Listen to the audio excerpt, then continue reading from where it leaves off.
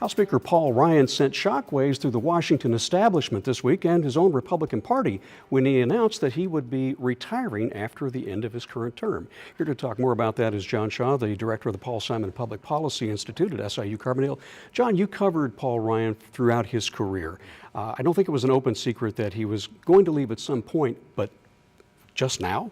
It was surprising, Jack. I think the timing was such that Ryan, the rumor was out that he was thinking about departing. He did not beat down the rumors. He had plenty of chances to say that he was going to stay on. So I don't think people were surprised, as you say, to come out almost 7 months before the election at a time when the Republican Party is in disarray. Not only does it signal to the party faithful that the leader is leaving the ship, but it also kind of spurs a leadership battle, at least in kind of proxy form, over these next 6 or 7 months. So it was not a surprising announcement, but it was somewhat premature, I think. There was some anger in the Republican Party that he's giving up this early because he's been a very effective fundraiser for them. They know they've got a tough contest coming up in the fall midterms, and he's pulling out. He's basically signaling he's leaving. And there's anger that there's a lot of money that was on the table that they may be walking away from. Yeah, and I do think this suggests that Paul Ryan has found the Trump era a very complicated time to be the House Speaker. And he will not say it directly. In fact, many are critical that he has not been more critical of the president.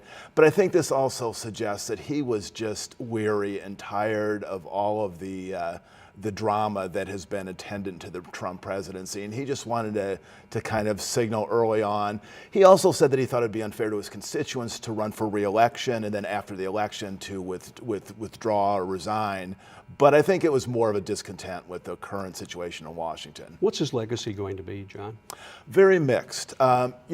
He's 48. He's been the Budget Committee chairman of the Ways and Means Committee, vice presidential nominee, probably one of the dominant Republicans of the last decade.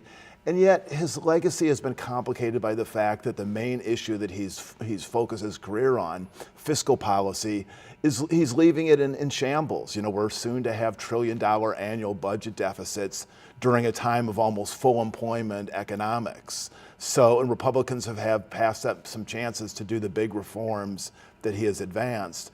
I think also the critical thing is that he has not really provided the sort of guardrails on President Trump that a lot of people thought that he might give. John Shaw, thanks so much for your time. We appreciate it on this edition of WSIU On Topic. Thanks for watching. I'm Jack Titchener.